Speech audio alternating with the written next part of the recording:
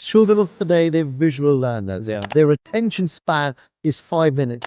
So whatever the teacher is teaching is only for 5 minutes. The rest of the time, we want to facilitate. You often hear people saying that we're trying to train them for roles and jobs that probably don't even exist right now. Gone are the days when you can think in a narrow way, and that's going to take you far. You need to be able to think in different ways, adapt to different situations, and then come up with conclusions. If something can be done within 10 minutes, why spend 3 hours? Yeah.